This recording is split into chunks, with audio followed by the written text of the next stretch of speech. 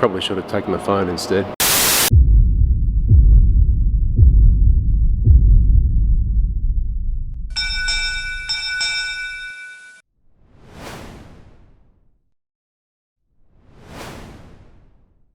G'day guys, you're back again with the big fella, and I just wanted to make a quick vlog about the pressing issue of the moment, and that is the C word, the coronavirus.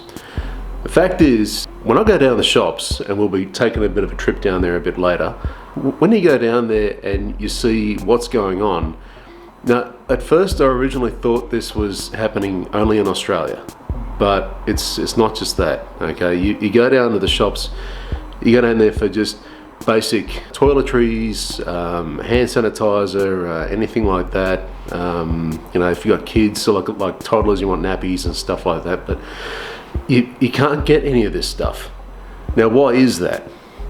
Now, think about coronavirus itself, okay? The very likely symptoms of coronavirus. It presents itself as a flu, okay? But then it gets worse, and it has pneumonia type symptoms, and I believe diarrhea is only one possible symptom. The thing is, we don't really know what's caused this panic buying. Okay, it just seems a little bit ridiculous. I can't fathom it. Not very many people can. And I'm going to show you a quick video, a little bit of humour, okay, as to why I believe this is.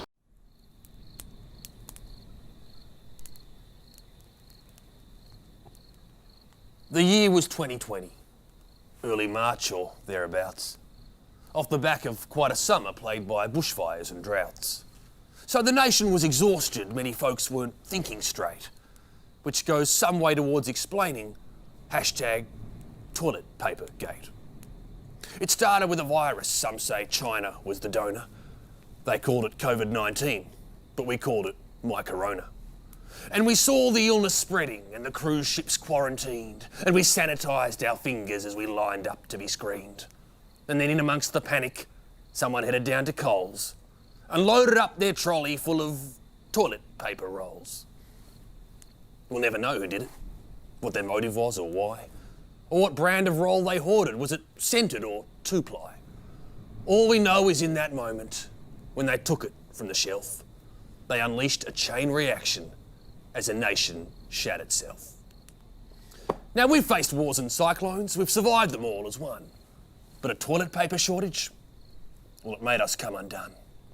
For the people started hoarding all the last remaining sheets. There were punch-ons in the aisles, there was panic in the streets. "Me crack's in need of wiping," someone cried in desperation. What else can I bloody use to solve this situation? Some stooped to using gum leaves. Others left it on the floor. Many wiped with plastic bags and returned them to the store, while others rocked on the veranda with a shotgun fully manned. To protect their precious stock, they'd rather die than use their hand. And the cheeky bidet owners, with their derrieres unhurt, well, they rented out their bathrooms, $20 for a squirt. But the greatest single irony throughout this sordid farce, you get corona in your nose and lungs, not shooting out your ass. So we'll never know, when faced with a pandemic-level slaughter, why we spent our cash on poo tickets instead of food and water. 'Cause history will tell you how the virus was contained, but the rush on toilet paper, that can never be explained. And I wonder if the Anzacs were infected by some jerks who'd fight over a dunny roll instead of fighting Turks. 'Cause it seems to me it could just be a true blue Aussie trait to panic in a crisis and steal bog roll from your mates. Now, as you probably saw, that was a bit of a jocular take on a very real world type of situation. It doesn't really justify why all this panic buying of all these needs. It looks like they're just preparing for the end of the world. You know, it starts off with mass buying of toilet paper, nappies, hand sanitizer. Then as it gets worse, it'll be along the lines of canned food, dried food products like noodles, all the stuff that actually has a long life about it. And as it gets worse, if you're living in America, then it starts to become more essential stuff like guns. But yeah, we won't go there. Now, preparedness for this, okay? I don't really have any real concerns about it myself because I'm fairly isolated here. Now, even though I do live in a city, I kind of stay away from most people, you know, most of the time. I tend not to hang around large groups of people, so it kind of bodes fairly well for me. That being said, no one's immune from it. So the only thing you can really do is kind of wait it out, see how it goes. Now, people are still being affected by it. And the problem with this virus is that it doesn't show any real symptoms until days and days past when a normal flu would. So you get general symptoms like a flu or a cold. You know, you get a bit of mucus, you get a bit of sore throat, runny nose, you know, all the usual stuff that comes along with that, aches and pains. But then you don't really know if you got it still until you've been tested. So it's worth a bit of a look at, you know, as a subject, as a very real world type of subject, as not only just as general interest, but it's something that could potentially affect us all. It's what's known as a pandemic, and you know, epidemic is just a local group of people limited to one area or one country. A pandemic, by definition, spreads across the whole world, and that's exactly what this has done.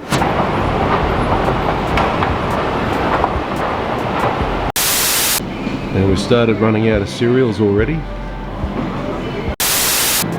All the baby stuff, as I said. Tissues. And the toilet rolls, as you'd expect. Look at that, almost a whole empty aisle. Oh yeah, kind of had to make a bit of a quick exit back there because the workers inside the shops weren't too sure I was supposed to be there filming, so I think I should have brought something a little less conspicuous, not the camera. Probably should have taken the phone instead. Doesn't matter, I've got what I needed to. So there it is, the effects of a pandemic on a supermarket chain. They're really antsy about this stuff. They don't want to have their names smeared. All these shops know that they're in the grips of a shortage of basic essentials, but honestly, they're just going to have to go with the motions, wait it out, and wait for supply to catch up with demand again. So that's just the way it is with one of these outbreaks. As with most global catastrophes, shall we say, of this nature, there's a lot of misinformation being spread around, especially in this information digital age. And people will post up fake news and all that kind of thing, and the only real truth to it is knowing that there is a potential cure being worked on. So it's a tricky little virus to work out, as it turns out. Some Canada researchers have actually got into the guts of it, and they are currently working on a cure for it. They found the right strain, and basically they're trying to nut out a proper cure for the SARS COVID-19 is what they call, or SARS-2 virus. Pneumonia is a very real symptom with this virus. It's basically the one that is unfortunately the death knell for a lot of these people. It was misidentified as pneumonia to start with, but yeah, when it started to break out of Wuhan and Hubei, and basically that went all around the world, then yeah, it kind of became harder and harder to control, not to mention harder to identify, because it just comes off as normal cold or flu symptoms. So as I said before, so it is a tough time, and it is going to be fairly trying for most of us, at least for what I can see, probably a few months at least. And a lot of things have been cancelled. Everything that's basically got a public gathering or potential for any disease to spread, there's been either a postponing or a cancellation put in place. So it's people being responsible, people doing what they have to try and mitigate this disease. And yeah, it's a responsible way of doing things, but it's going to seem pretty boring, and we're all going to be kind of trying to go about our lives, distancing ourselves from people.